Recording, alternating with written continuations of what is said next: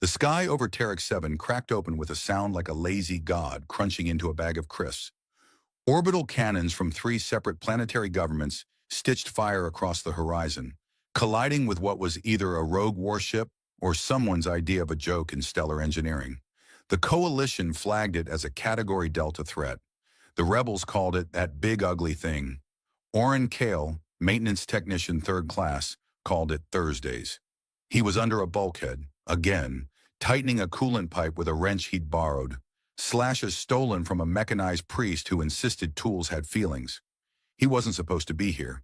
He was supposed to be behind the safety glass of Engineering Deck C, sipping lukewarm synth coffee and watching the war end itself.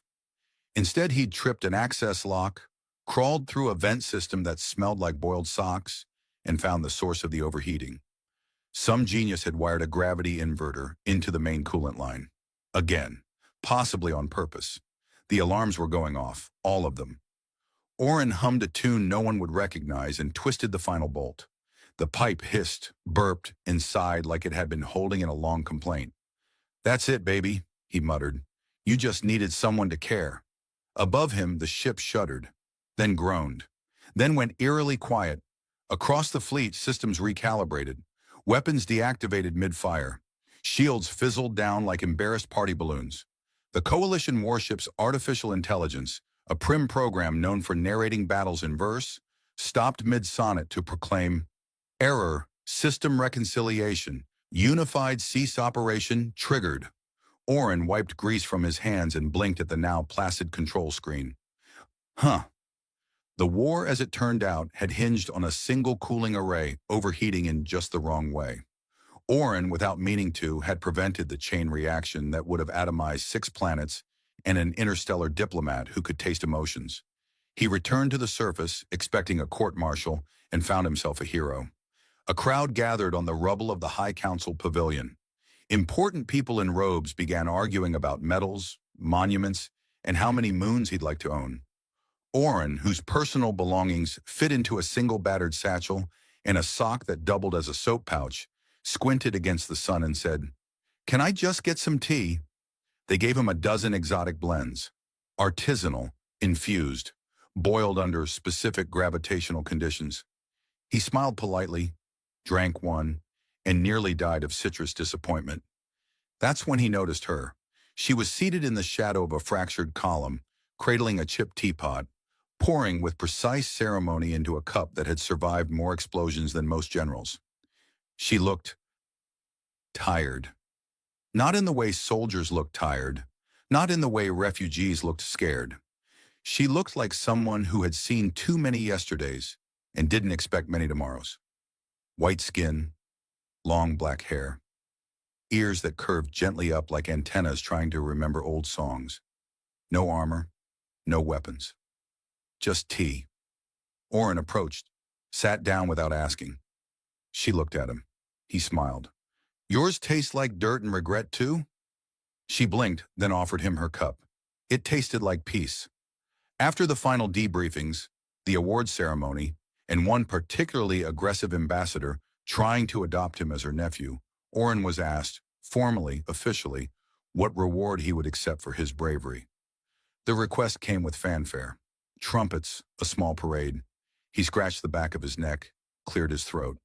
"I'd like her," he said, pointing to the tea woman. "Not in a weird way. She just seems like she could use a quieter life." The silence that followed was long enough to age cheese. "Sir," one general said carefully, "she's not an asset." "I'm not collecting action figures," Orrin replied. "I'm collecting not being shot at. She makes good tea. That's all I want." Avalier, the woman, apparently that was her name, though no one could place it, stood then, looked him over like he was a puzzle that had spilled onto the floor. Her expression didn't change, but she stepped toward him. "Your logic is unsound," she said. "Welcome to the human experience." And so they left. They took no ship from the prize fleet. Instead, they were given a decommissioned transport shuttle that wheezed like it had asthma and whistled show tunes through its exhaust ports. Orrin named it Duck Not Valiant, after a misunderstanding involving a battle report and an autocorrect error. He offered Avalier the captain's chair. She declined, She sat beside him instead. Their first journey was to a nowhere moon on the edge of a nowhere sector. He fixed solar panels. She planted herbs. They argued about the definition of edible. She insisted boiled xelthorn could be nutritious. He insisted it tasted like betrayal. Sometimes she sat alone and stared at the stars. Once he caught her lifting a crate without touching it. Impressive, he said. Instinct, she muttered, not meeting his gaze. He brought her tea. She didn't smile, but her ears twitched. Life settled into an odd rhythm. The galaxy moved on. It healed, or tried to. Oren built things that worked half the time. Avalier broke things that shouldn't exist. They ate, argued, explored, occasionally rescued kittens from gravity wells. He taught her how to curse creatively. She taught him how to dismantle surveillance satellites with a spoon. On the anniversary of their odd meeting, Oren gave her a new cup, handcrafted, slightly crooked, painted with a badly drawn star. She looked at it for a long time. Then she said, "Thank you." "Don't mention it," he said. "Just promise me you won't use it to smash any tyrants. Yet." She raised one eyebrow. "No promises." The stars above them pulsed. Somewhere, something ancient stirred. But for now, all was quiet. And that, as far as Oren was concerned, was the best kind of reward. The duck not valiant hummed a soft, worrisome note as it drifted into the Ressa Drift, a sector of space known primarily for spatial turbulence, random radio dramas, and illegal marmalade smuggling. The ship's guidance system had been reprogrammed to play jazz at every course correction, a decision Oren justified with the phrase, "It adds class." Avalier had countered with a 3-day silence punctuated only by deliberate, judgmental sipping. They lived not quite peacefully on the edge of things. Oren spent his days wiring, welding, and attempting to teach the ship to recognize sarcasm. Avalier meditated, studied, occasionally caused objects to float when she sneezed. Oren dubbed this phenomenon aggressive tidying. Their planet of choice, unregistered, unclaimed, and shaped like a misshapen potato, was, according to Avalier, adequate. Oren called it Grub World, mostly to irritate the mining prospectors who occasionally dropped by and tried to sell them hydro rigs. They had a garden. It grew exactly 2 types of plants, one that smelled like battery acid and one that looked like it was planning a coup. One evening during a rain of phosphorescent ash that Oren cheerfully claimed was totally safe if you pretend it's glitter, Avalier lifted an entire generator off the ground with a flick of her hand. It hovered, spun once, and gently landed in place. "You know," he said, chewing on the last edible part of a boiled fungus wrap, "that's not normal." "It is becoming so," she replied. "When I do not think about it, it happens. Sounds like my digestion." She didn't laugh, but her ear twitched. He took it as a win. Avalier's powers were expanding. Not steadily, not predictably, but with the randomness of a cosmic toddler learning to throw planets. Once, in a moment of frustration at a broken kettle, she reset time by 6 minutes. Oren had the distinct experience of hearing his own joke twice and somehow finding it less funny the second time. He didn't tell her. She was already annoyed enough about the kettle. He built her a lab, mostly out of spare parts, some scavenged from wreckage, and one wall panel that still thought it was a door and occasionally shouted "access denied" at random. Avalier began analyzing herself. Blood samples, neural maps, genomic threads that didn't align with any known species, even the weird ones with extra spines. Oren tried to help, but mostly got electrocuted. "What does this say?" he asked once, pointing at a cluster of symbols on her scan. "That my body was modified using nonlinear cellular recursion. So, it regenerates backward? In layers, chronologically asynchronous. Ah, yes, just like my uncle's lasagna." They discovered something curious. Her cells responded to emotional stimuli, not in a metaphorical way, literally. Fear triggered internal restructuring. Calm stabilized her quantum resonance. Laughter increased her synaptic efficiency. She ran faster after hearing a bad pun. Oren declared himself a medical necessity. They tested further. Stress-induced mild levitation. Joy, rare and hard-earned, produced light from her skin. She glowed like a walking myth. Oren made sunglasses out of noodles and string. One night, while adjusting a fusion coil with a wrench labeled for emergencies only. Oren noticed her standing outside, staring up at the stars. He joined her. Remember when we wanted a quiet life? I remember you said that as an excuse to steal a diplomatic shuttle. Borrow, with intent to return. I believe you painted a duck on it. A proud duck. Noble. She didn't respond. Her eyes, silver when reflective, were scanning the sky like it owed her answers. Oren followed her gaze. The constellations above had names in hundreds of languages. To Avalier, they looked like warnings. I'm changing, she said. I noticed, he said. Also, the toaster's afraid of you now. I am not what I was made to be. He sat beside her, pulled his coat tighter. No one is, he said. I used to want to be a symphony conductor. Settled for rewiring coffee makers to play orchestral hits. Why? Because it made mornings dramatic. Another silence. Not heavy. Curious. Would you still choose me? She asked. He blinked. Like, instead of a planet made of gold? Or unlimited pies? Yes. He looked at her. Not glowing, not floating, just standing there. Long ears catching the breeze. Black hair tangled by static. Eyes not quite human and entirely uncertain. Every time, he said, even if I had to give up pie. That is foolish. I know, he grinned. I'm pretty consistent that way. That night, the Duck-Not Valiant rerouted a distress signal. A ship adrift near the asteroid ring of Silo Prime sent out a single phrase in an ancient dialect. Avalier translated it without thinking. Daughter awake. They froze, looked at each other. Is that a code? Oren asked. No, she said quietly. It's a summons. The stars seemed to hum louder. The old system stirred. And in the half-darkness of Grubworld, the woman who had been picked as a joke, as a kindness, as a strange reward for accidental heroism, she stood straighter. She didn't look fragile anymore. She looked like a question that no one had dared ask. Oren poked the kettle, which promptly exploded. Well, he muttered, brushing soot off his sleeves. Guess it's Tuesday again. The signal kept looping. Daughter awake! Daughter awake! Daughter! Oren muted it with a firm slap to the console. The console beeped in protest, glitched, and briefly displayed an ad for thermal socks. Avalier stood at the viewport, still as the hull around her. She hadn't spoken in hours. Her reflection in the glass flickered as the stars bent just slightly wrong, like space itself was holding its breath. Oren handed her a mug. Chamomile, or the closest thing this planet grows that doesn't dissolve spoons. She took the cup, held it without drinking. They found me, she said. Yeah, though to be fair, you didn't exactly go off-grid, more like mildly askew of the grid. They called me daughter.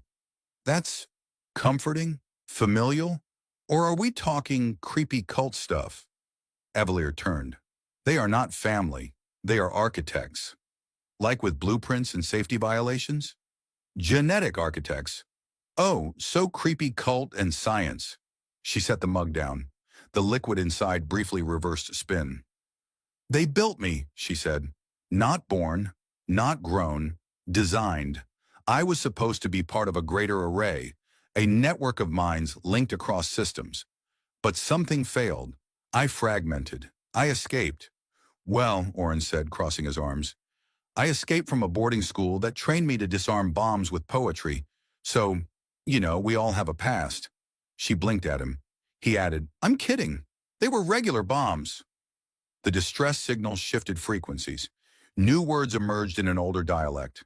Avalier translated without touching the console. They are requesting integration.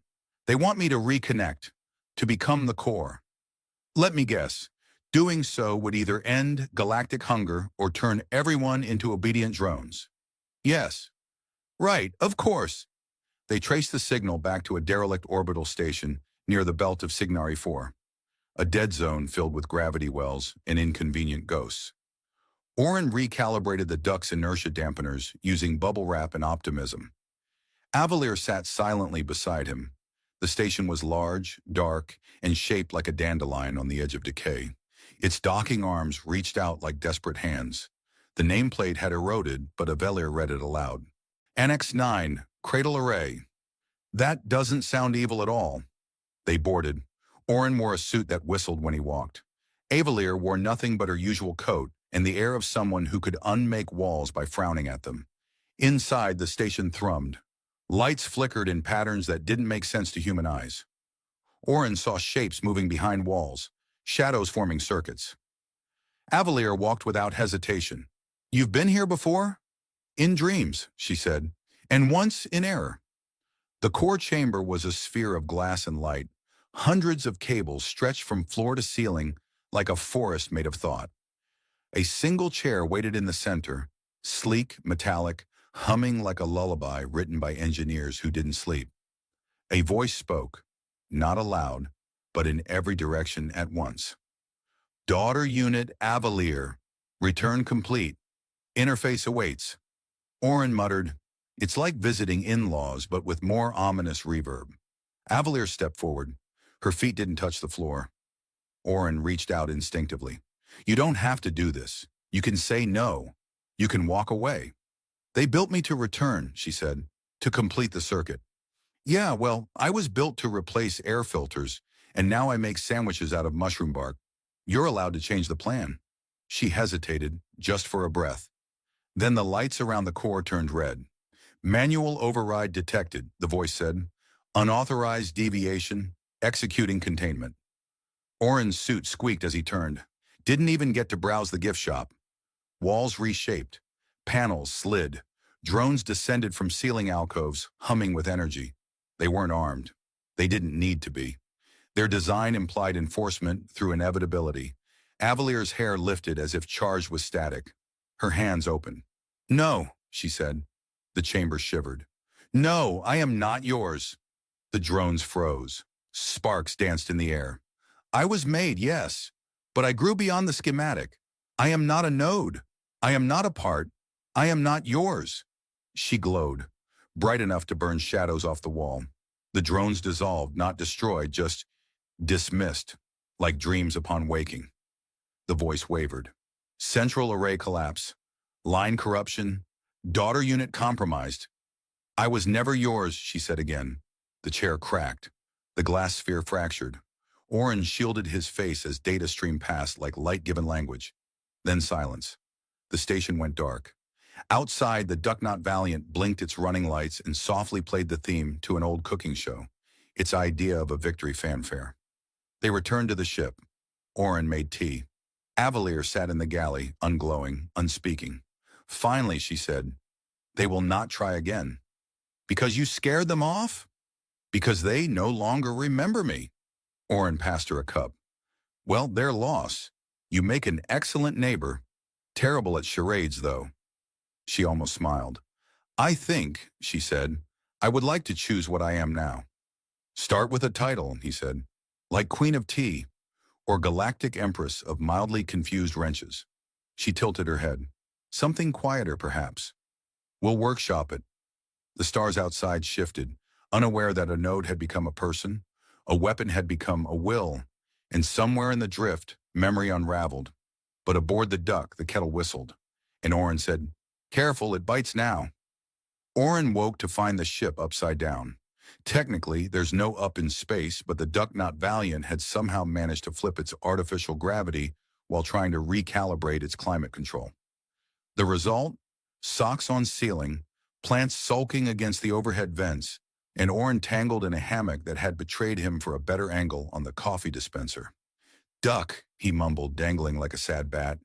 "Did you try to make it snow indoors again?" The ship responded with a non-committal hum and a blast of cold mist from a pipe labeled "definitely not coolant." Avalier walked past, upright, unaffected, her balance as perfect as a hawk landing on a spinning dinner plate. She sipped tea. Oren flailed. "I believe," she said calmly, "that the ship has taken a philosophical stance on orientation." "It's taken a stance on my spine," he grunted. A week had passed since they left the cradle array behind, and though the station no longer called, its impact lingered. Avalier had changed, not just her abilities, which now included melting circuits by proximity or levitating forks when annoyed, but something deeper. She laughed more. asked questions, occasionally stared at toaster ovens like she suspected them of treason. Oren had resumed repairs. The ship groaned with passive-aggressive dignity. He found a hidden storage compartment filled with novelty wigs and emergency fondue packs.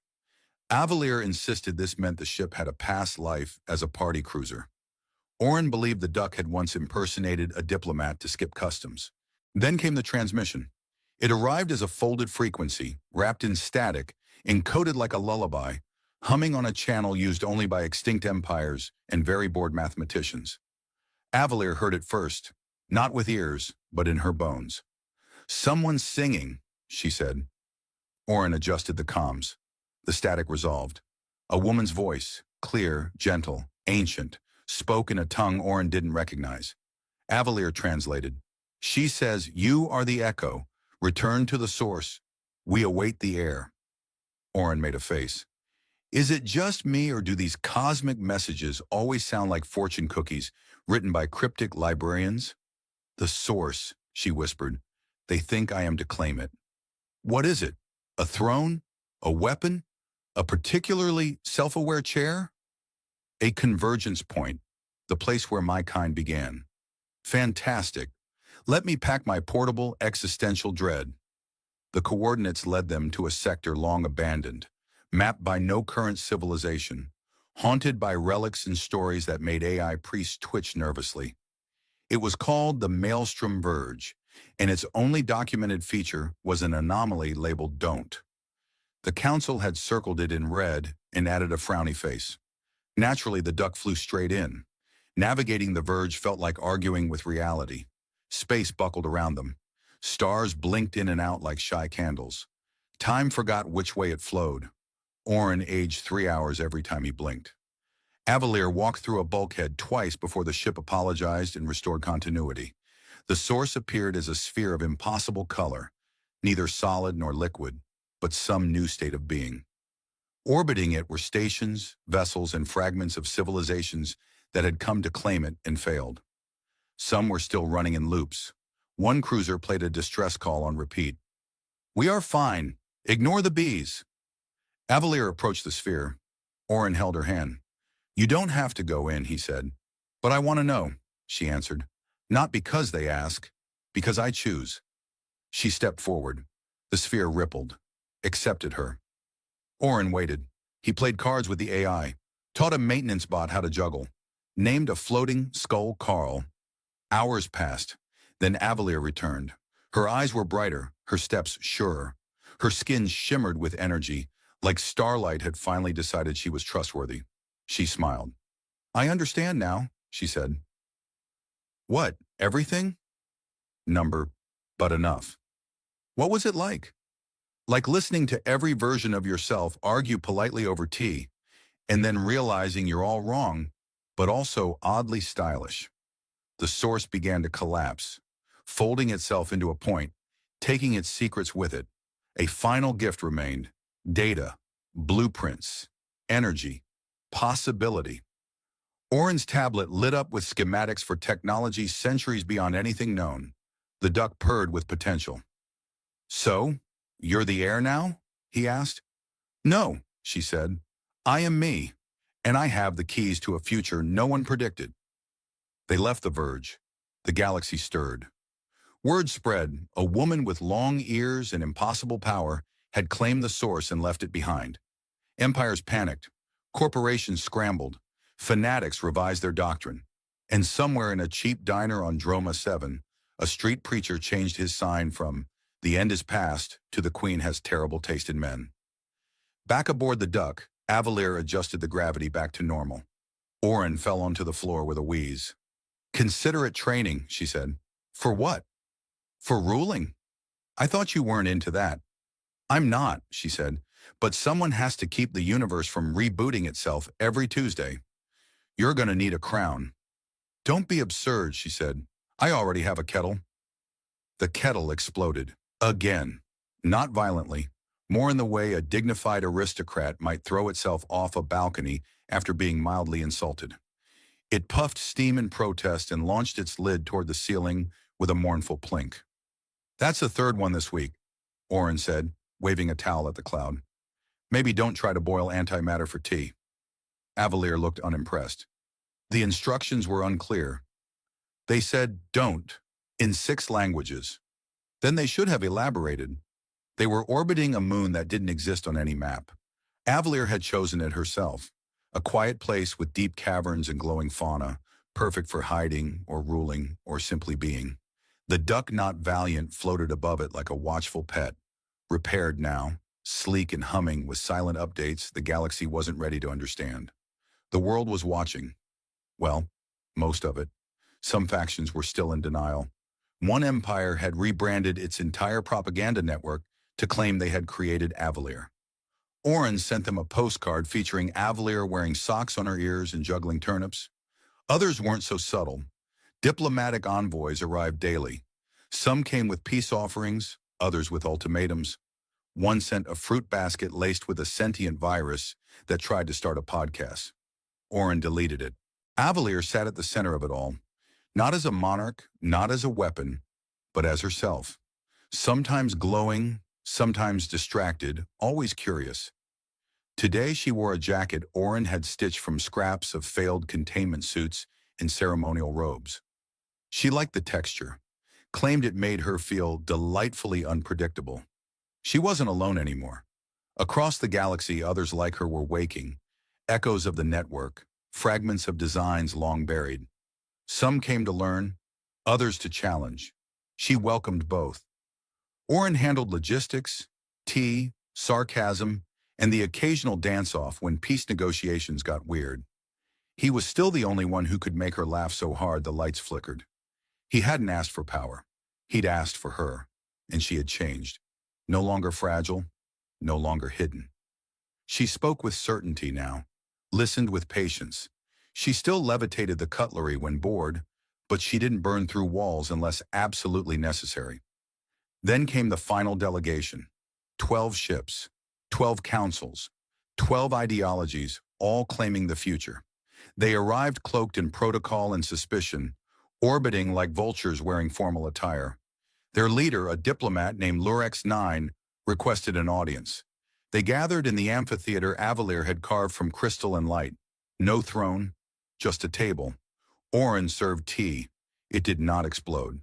"We wish to discuss your reign," Lurex 9 began. "I do not reign," Avalier replied. "You command fleets.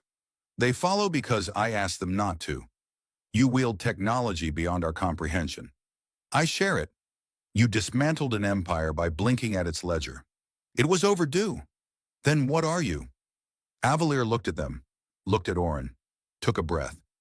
"I am a reminder," she said, "that creation does not end at design, that identity is not assigned, that even the smallest choice can reshape the stars."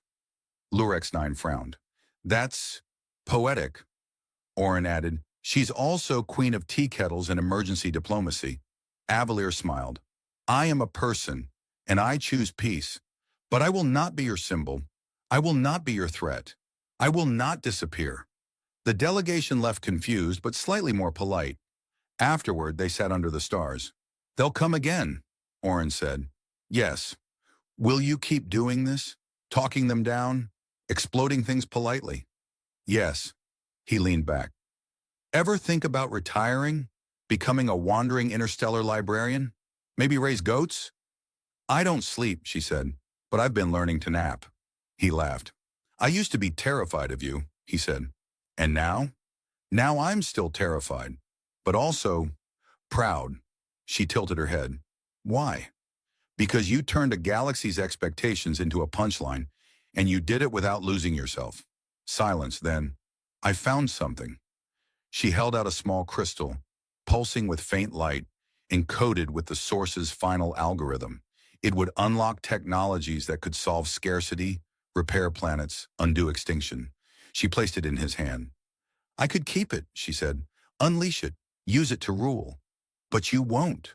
"Number why give it to you?" "Why me?" "Because you chose me before I was anything. When I was silent, small, uncertain." He looked at the crystal. "I'll keep it safe." "I know." They watched the horizon, where twin suns rose over a sky filled with ancient stars and brand new satellites. Avalier took his hand. I am not a queen, she said. No, Orin agreed, but the galaxy acts like you are. Let them. They sat together as the light changed, as the stars whispered, as the future adjusted itself around a man who asked for no reward, and a woman who became one. Theo Granger never intended to play hero. He was, in his own estimation, uniquely qualified to avoid all noble acts. He had no medals, no fancy augmentations, and the last time he'd been mistaken for a soldier, he was holding a sample bag of sulfur crystals. But there he was, trudging across a moon with gravity that made his knees feel like they owed him money, cradling an unconscious alien woman in his arms like some tragic lead in a third-rate drama. Great, he muttered, kicking a sharp-edged rock that skidded a little too far. All I wanted was a shortcut to the Tyrexian relay station. Maybe trade some compressed fungi for noodles. Instead, I get you. He glanced down at her slack face, blue as a storm sea and crowned with a tangle of yellow hair.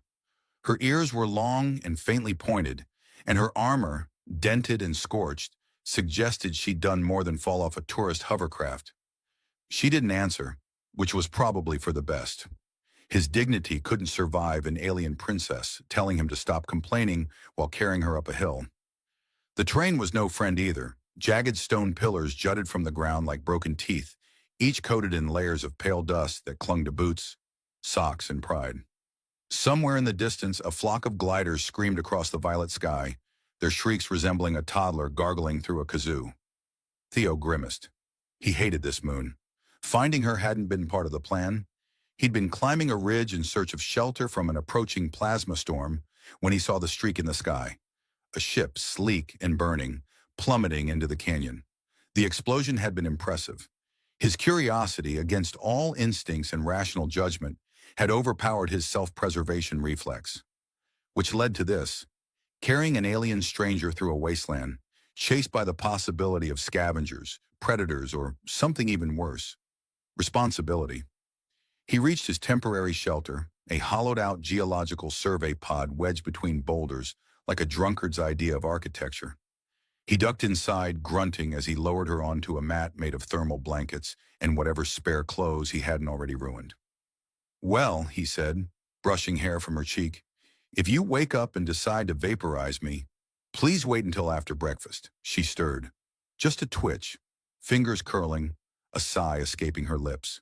Her eyes fluttered, and for a brief moment they locked onto his, deep gold, like melted circuitry. She said something soft, lyrical, utterly alien. Theo blinked. Yeah, he replied. I get that a lot. She passed out again. Theo leaned back and exhaled, scratching at the scruff on his jaw. He was going to need answers. And food. Probably not in that order. The pod's systems were barely functional, but his emergency beacon still pulsed. He hesitated before activating it. If she was part of something big, government, militia, interstellar aristocracy, someone would be looking. But if they were the kind of someone who fired missiles first and asked questions later, lighting up a beacon might be the equivalent of screaming into a jungle while wearing meat pants. He settled for a low-frequency local scan instead, adjusting the dial like it owed him rent. The results came back scattered, ambient static, a few old comm buoys pinging empty echoes, and one faint distress signal. Hers, probably. He deleted the log and looked over at her again. All right, Sonny, he said, giving her the most optimistic name he could think of, given her current state. Let's get a few things straight. 1, I'm not a hero. 2, I have no idea what I'm doing. And 3, if I have to carry you up another hill, I'm charging you by the groan. She didn't reply. Of course not.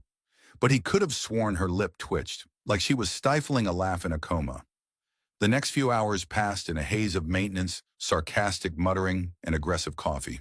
He checked her vitals using a medical scanner that beeped disapprovingly at him and suggested hospitalization, then flickered out because the battery was held in place with chewing gum and hope. He cleaned what wounds he could, mostly burns along the shoulder and a nasty gash near her side. Her armor bore strange engravings like vines and stars wrapped around a sunburst. Definitely not corporate standard issue. When he finally dozed off, it was to the sound of her breathing, shallow but steady, and the endless hum of the strange, silent moon. She woke just before dawn. He didn't see her move until she sat up abruptly, eyes wide, hand outstretched. Theo, startled from half-sleep, flailed and knocked over his coffee. "Whoa, easy! It's just me. Theo, not a threat. I mean, unless you're allergic to sarcasm." She blinked at him, head tilting. "Jaren, no. Speak." She frowned. "Galactic trade?" Theo blinked. "You speak trade?" Her eyes narrowed. "Little. Very little. You human?" He offered her a hand. "Guilty. Theo Granger, amateur rock whisperer, accidental rescuer of mysterious blue ladies. And you are?" She looked down at herself, confusion flickering across her face. "No name. Safe," she said slowly. "No name. Alive." "Oh, great," Theo muttered. "She's dramatic. Fantastic." She winced and reached for her side. Theo was up in an instant, helping her sit back against the wall. "You're still hurt. Don't go starting a war just yet, okay? You can tell me your real name later. For now, I'm calling you Sonny. It's either that or Glowy McMysterious." She made a sound. Not quite a laugh, more like a cough with attitude. But he'd take it. Outside, the sky bled from deep purple to a shade that made Theo's eyes itch. Somewhere far off, a sound rumbled, like something heavy waking up. He looked at Sonny, who had drifted back into sleep. He looked at the scanner, which now showed a faint, blinking dot approaching from the north, and he muttered to himself, "Oh, this is going to be one of those weeks." The blinking dot on the scanner hadn't moved. Not fast, anyway. It pulsed like a bored lighthouse keeper with one eye on a game of solitaire. Theo stared at it for a long time, half hoping it would vanish if he blinked hard enough. It didn't. Instead, it just loitered, 40 clicks out, taunting him with ambiguity. "I bet it's a friendly, just a traveling vacuum cleaner looking for love," he said aloud, sipping the last of his reheated synth coffee with a wince. "Or it's a mercenary death drone. 50-50. Sonny snored softly from her mat, one hand resting across her chest where he'd hastily bandaged the worst of her wounds. He'd had to wrap the gauze around her armor in places. He couldn't figure out how to remove it without a manual or a crowbar, and asking her while she was unconscious had felt rude. Outside the shelter, the wind had died. The usual symphony of screeches and alien groans was gone, replaced by silence and the occasional drip of moisture condensing on rock. Theo stepped out into the cool morning air, holding a sensor rod over his head like a diviner in search of bad news.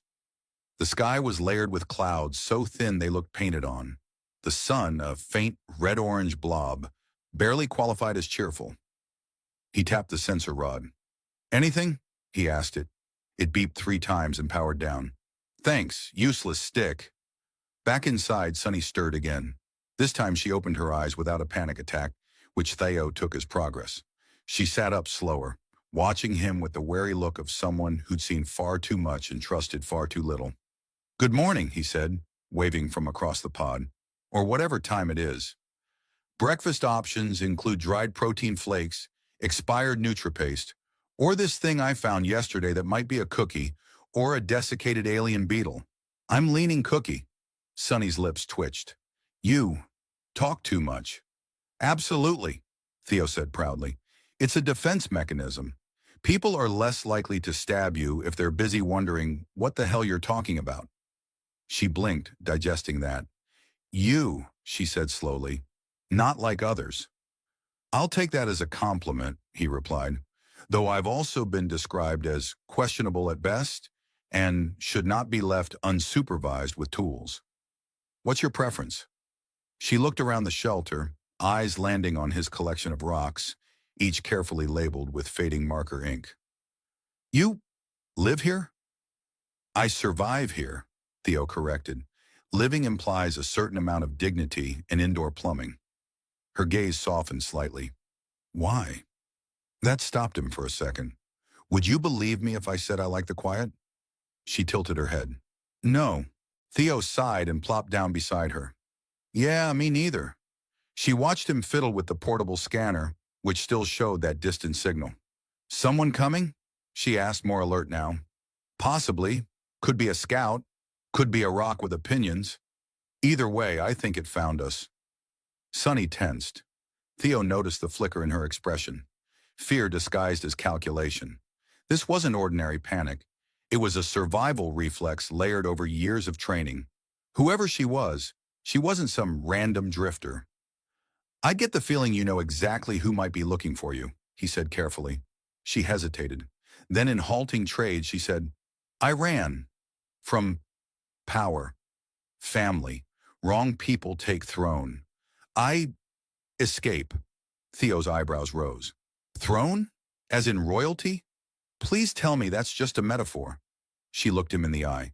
"Number I was heir, princess, name, Elora." He groaned and rubbed his face. "Of course you're a princess. Why not? I rescue one person on this entire desolate rock, and it turns out to be galactic royalty. What's next? Do I find a magic sword in the sand?" She didn't understand all of it, but she caught enough to smile faintly. "You funny." "I try," he muttered. "So, Elira. Welcome to Theo's terribly inadequate royal hideaway." She leaned back, exhaustion creeping in again. "You safe here?" Theo glanced at the scanner. The dot was still blinking. Closer now. "Define safe," he said. They didn't get much rest after that. The approaching signal resolved into a drone. Small, fast, and bristling with sensors. It zipped overhead at dusk, its undercarriage glinting like a camera lens on steroids. Theo shot it the universal sign of disapproval, a double middle finger salute, then ducked inside. "That was not very namana. Stealth," Elira said. "Neither is my face. We're well past subtle, Sonny." She didn't correct the nickname, and that gave him an odd little thrill. They packed what little gear he had, rations, tools, a cracked solar cell, and made for the canyon ridgeline, traveling under the cover of night. Theo carried most of the load, though Elira insisted on taking the scanner. She'd figured out how to operate it faster than he had. By morning, they reached an overhang overlooking the northern basin. A flat stretch of rock shimmered below, heat dancing over it like a hallucination. A few rusting cargo husks dotted the plain, remnants of mining runs long abandoned. Theo spotted a half-buried rover. Its panels were busted, but its shape was unmistakable. "That's mine," he said, stunned. "I left that thing here 5 years ago. Figured the wind ate it." Elira frowned. "It still work?" Theo grinned. "It's a miracle if it still exists. But I'm not one to question fate." They scrambled down and found the rover surprisingly intact. The cabin smelled like dust and disappointment, but the engine stuttered to life with a groan like a hungover mammoth. Elira clapped once, delighted. "Your chariot!" Theo slid into the seat. "Meet the noble rust bucket. She's slow, ugly, and likely to catch fire, but she's loyal." She climbed in beside him, looking far too regal for the beat-up ride. "Then we go." He hit the throttle. The rover lurched forward like an old man standing too fast. "We ride," he said dramatically, then winced. "I really hope I tightened that fuel line." They didn't make it half a click before the noble rust bucket lived up to its name. A puff of blue smoke curled from the vent under Theo's seat, accompanied by a sound that could only be described as mechanical indigestion. The rover coughed once, lurched sideways like a drunken crab, and stalled against a sand-coated boulder. "Well," Theo said, patting the dashboard, "we had a good run, all 13 minutes of it." Elira raised an eyebrow. "It broke already?" Theo popped the hood and stared into the tangled mess of wires, filters, and hope. "It's a delicate system, needs a gentle touch, some coaxing, and possibly divine intervention." She stepped beside him and peered in. "Or perhaps, not built for travel anymore." "You wound me."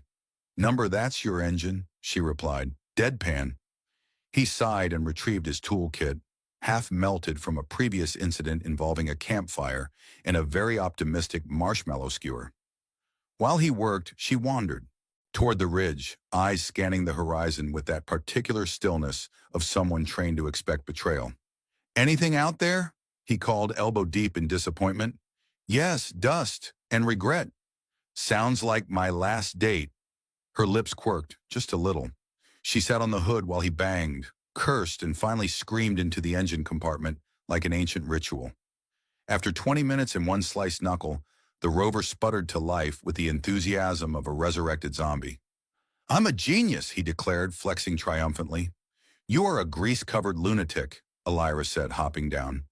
"Those are not mutually exclusive," he said, sliding into the driver's seat. "Next stop, anywhere but here." They crawled across the basin, the rover's suspension groaning under the strain of rocky terrain and their combined paranoia. Elira kept the scanner balanced on her knees, eyes flicking to the readout every few seconds. Theo noticed. "You expecting company?" "Always," he nodded. "You know, for someone who claims to be a princess, you really don't give off a pampered vibe. No tiara, no scandalous entourage, not even a tragic backstory involving cursed jewelry." She hesitated. "My mother was poisoned. My uncle took the throne. He hunts me." "Oh," he paused. That's pretty tragic." She shrugged, but the motion was tight. "He fears what I know, what I am." "You don't need to tell me," he said quickly. "I specialize in not knowing things. It's practically a profession." "But you saved me," she said, voice soft. "Only because you looked more interesting than the rock I was cataloging." "Still, you could have left." He stared ahead, hands tightening on the wheel. "Yeah, well, I do stupid things when I'm bored." They passed an outcrop of needle-like crystals that vibrated faintly as the rover neared. Theo stuck a finger out the window and grinned as the vibrations tickled his skin. "Resonant quartz," he explained, "naturally tuned to the planet's magnetic pulse. Makes them hum like tuning forks during storms. Fun to nap near, if you like nightmares and mild hallucinations." She arched an eyebrow. "And you stayed on this planet?" "Why?" "Free rent, terrible neighbors, stunning sunrises, also no paperwork." They camped that night in the lee of a cliff shaped like a jagged tooth. Theo set up a thermal tarp and tried cooking dehydrated stew, which resulted in a substance that defied both logic and taste. "I think it's attacking my spoon," he muttered. Elira took a bite anyway. "Reminds me of military rations, but worse. That's the trademark flavor, synthetic despair." Later, as they lay beneath the stars, far brighter here than any civilized sector, she broke the silence with a whisper. "My people, they believe stars are ancestral eyes, watching, judging. Hopefully not judging our dinner." She smiled faintly. "They would be disappointed." "Well, let them judge. I think I did a fine job not getting us killed today." A low hum echoed in the canyon. Theo sat up fast. Elira was already on her feet, hand on the small disruptor pistol he hadn't seen her carry until now. From the ridge above, 3 small drones zipped into view, sleek, matte black, and armed with plasma stingers. Theo yanked his goggles down and swore. "Recon scouts, Empire models, they're tracking." Elira took aim with terrifying calm. "Then we run." He didn't argue. The rover roared to life, more terrified mule than noble chariot, and they sped into the canyon, plasma bolts sizzling past. "Please tell me you know a shortcut," she yelled over the wind. "I know a long cut that occasionally works," Theo shouted back. "Hold on!" The rover jumped a rise, crashed through a brittle column of ancient petrified wood, and skidded into a narrow passage half swallowed by mist. The drones followed, dogged, relentless, and now mildly annoyed. "This thing can't outrun them," Elira said, returning fire with alarming precision. "I wasn't planning on outrunning," Theo said, swerving hard. "I was planning on hiding." "Where?" "There." They burst into a hollow in the rock, an old mining shaft, shielded from aerial scans by heavy iron deposits. Theo killed the engine, and darkness swallowed them. Elira crouched, tense. "You sure this safe?" "Absolutely not." The drones hovered outside, scanning. One zipped inside. Elira raised her weapon. Theo grabbed her wrist. "Wait." He tossed a small rock toward the far wall. The drone tracked it, then fired. The impact triggered a collapse of loose stone, which smothered the entrance and crushed the drone in a burst of sparks. The silence returned. For now, Elira stared at him. "That was reckless." "Improvisation is my love language." She laughed, quiet and real, and for a moment, the cave didn't feel so cold. The next morning, Theo awoke to find a boot nudging his ribs. Not gently. He opened one eye and saw Elira standing over him with the look of someone who'd spent the night calculating every life decision that had led to this moment. "We need to move," she said. "5 more minutes," he groaned, pulling his jacket over his face. "The Empire doesn't give snooze buttons." "Neither did my ex, and look how that turned out." Elira didn't laugh. She kicked him again, slightly harder. Eventually, through a sacred rite involving yawns, curses, and a granola bar he didn't remember packing, Theo stood and stretched, knocking a stalactite loose. It shattered near his foot. "Subtle," Elira said. "I'm allergic to mornings in mortal peril." They slipped from the cave into the pale light of dawn. The air carried that peculiar metallic tang that hinted at an approaching ion storm. Elira glanced at the sky and adjusted the strap on her shoulder, the scanner now worn like a second skin. "You're twitchier than usual," Theo noted, "because we're being hunted by royal assassins, flying surveillance drones, and possibly your culinary attempts. I'm weighing the threats. I'll have you know my last stew got 4 stars on the Outlander Survivalist Forum. Out of how many?" "Technically 5, but the 5th was revoked pending health investigation." They climbed a narrow ridge overlooking a basin littered with broken metal, corroded pylons, and a few ominously charred boots. Theo paused. "This was the old dig site," he said, "before the collapse, before the screaming." "You mean before the structural collapse?" "No, I mean the screaming. Digging here woke something. Miners left, then screamed, then left some more." Elira stared at him. "And we're going here why? Because no one else will. Also, the rock formations block tracking signals, and the nightmares only kick in around sunset." "You are a man of many persuasive arguments. Wait until I pitch my homemade power cells. 3 out of 4 catch fire." She held up a hand. "I hear it." Theo shut up. The distant hum of a speeder echoed off the cliffs. It was low, fast, and wrong. Not a scout drone, heavier, slower, a troop transport. "Down!" Elira whispered, dragging him behind a half-buried mining hauler. A large angular vehicle passed overhead, dark gray with royal sigils. A light swept the basin like a languid eye, scanning, pausing. Theo held his breath. Elira's hand rested lightly on her sidearm. A bead of sweat slipped down his temple. Then it passed. They waited in silence, counting to 100 in unison. At 93, Theo sneezed, almost choked, then whispered, "Do assassins work weekends?"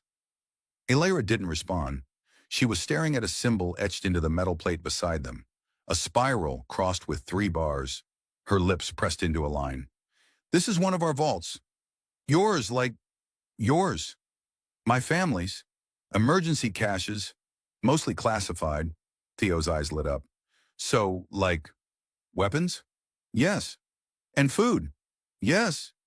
"Any chance they stored a working espresso machine?" Elira began clearing debris from the hatch.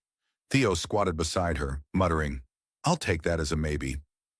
Inside, the vault smelled of dust, ozone, and royalty. Holographic torches flickered awake as Elira stepped through, triggering security protocols key to her DNA. Theo took exactly 1 step in before a tiny floating orb zipped toward him and barked something in a language he did not understand but felt deeply judged by. "Protocol Guardian," Elira explained. "It scans for hostile intent." "Do smart-mouth scavengers count as hostile?" "Depends. Are you planning to steal my crown jewels?"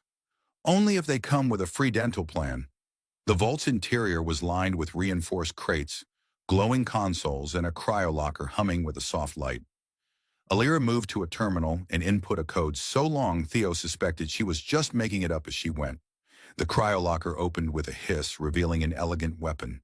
Slender, silver, humming faintly. She lifted it like it was a part of her. "I thought you only had that sidearm," he said. "That was for pretending. This is what I'm meant to wield." Theo peered into a nearby crate and found a small, spherical object with blinking lights and a large red button. "Is this a detonator?" "No." He looked closer. "Are you sure?" She came over and pressed a hidden switch. The sphere unfolded into a compact med drone that scanned him, beeped approvingly, and injected him with something cold. "I don't like how quickly that escalated. You were developing a fever. Or maybe I just needed a nap." She arched an eyebrow. A nap won't fix being shot by a plasma dart. This will. He blinked. Wait, I was shot? She nodded. During the escape. Glancing hit. You were too busy yelling about drone etiquette to notice. They rested a few hours in the vault. Theo napped beside a crate labeled, Regalia Do Not Touch, which he touched twice just to feel alive. When he woke, Elira was adjusting her armor, the lines of worry etched deeper into her face. They're getting closer, she said. Theo nodded. We can't keep dodging forever. But we don't have to. He looked at her. What do you mean? I mean we hit back. You and me? He asked incredulous. Against an empire? Me with the weapons of my house and you with your talent for surprising outcomes. You mean bad luck. Call it fate. I'd rather call it someone else's problem. But he stood anyway, because something in her eyes, resolve, fire, maybe the faint glimmer of royalty beneath all the exhaustion, made him believe they might actually have a shot. We'll need a plan, he said, and explosives. Plenty here. And coffee. She smiled. That might be harder. They descended into the belly of the canyon like whispers in a cathedral, their stolen transport sputtering like a dying goat every time Theo dared increase speed. Elira sat beside him, scanning the terrain with the serene intensity of someone about to declare war with the contents of a backpack and too much unresolved trauma. Theo, meanwhile, was running mental calculations on whether duct tape could, in fact, seal a hull breach. He had a working theory. It was not promising. We're approaching the signal hub, she said, gesturing to a narrow spire of blackstone half swallowed by a landslide. Let me guess. Heavily guarded, full of booby traps, likely to explode. No guards. My family built it to function undetected. The traps, however, Theo threw up a hand. Say no more. I've already been mildly electrocuted today. I wouldn't want to feel spoiled. They parked beneath a protruding ledge and disembarked with the careful optimism of people who knew every plan they'd made so far had ended in fire. Elira moved with purpose, placing small signal scramblers around the perimeter. Theo fiddled with a grappling hook. Should I be offended your people made this look like a Sith temple and didn't think to include an elevator? Royal traditions are heavy on symbolism, light on convenience. I'm starting to see why monarchies fell out of style. They reached the access door after a short climb and a long argument about whether Theo's pants qualified as field gear or an ongoing safety risk. Elira touched her hand to the ancient seal, and the door unlatched with a soft hiss, revealing the control room beyond. Dusty, ancient, but still alive with humming energy. This place hasn't been accessed in years, she said, and it's still holding. Unlike my last 5 relationships. Elira ignored him. She approached the central console and began entering commands. Theo wandered nearby, deliberately not touching anything labeled Do Not Touch. He was maturing, slightly. I'm reactivating the planetary beacon, she said. It'll send a burst transmission to the Loyalist fleet. Theo blinked. You have a fleet? Well, technically I have a fleet if I prove I'm alive, reclaim the ancestral sigil, and don't die in the next 10 minutes. So, you don't have a fleet? Not yet. A harsh alarm shattered the quiet. Theo jumped 3 feet. Please tell me that's the beacon warming up. It's the perimeter sensors. Someone's here. Outside, a sleek gunship crested the ridge, its hull gleaming with the royal insignia. Troopers poured out like ants with vendettas, flanking the spire with sharp precision. Theo looked at Elira. You know, for once, I was hoping it would just be a wild animal, or a strong breeze. She drew her family blade from its magnetic sheath, eyes flashing. We hold them long enough for the beacon to broadcast, then we run. Define run. Survive creatively. He laughed, more out of panic than humor. Great, that's my specialty. The first pulse of blaster fire lit up the doorway. Elira met them head-on, blade dancing like a streak of white light, cutting through the chaos. Theo ducked behind a pillar, returning fire with an old plasma rifle that sparked every 4th shot. We're outnumbered. We always are. I was hoping this would be the one time we weren't. Elira fought like someone who had a throne to reclaim and a score to settle. Theo fought like someone who once won a bar fight using only sarcasm in a chair. Together, they were just unpredictable enough to last. The beacon pulsed to life behind them, flooding the canyon with a brilliant surge of blue. High above, clouds split as distant ships blinked into orbit. Sleek vessels with her house's insignia, arriving like overdue promises. The enemy faltered. Theo peeked out. Did we just win? Not yet, Elira said, her voice softer. But they're listening now. The lead gunship powered down. The troopers held position, waiting. A figure emerged from the shadows, tall, armored, helmeted. A voice filtered through a translator. Princess Elira, we presumed you dead. You presumed wrong. Then what do you demand? She stepped forward, chin high. I demand what is mine, my right to rule, and the freedom of my people. A long pause, the figure nodded. The council will hear your claim. As quickly as it had begun, the violence ended.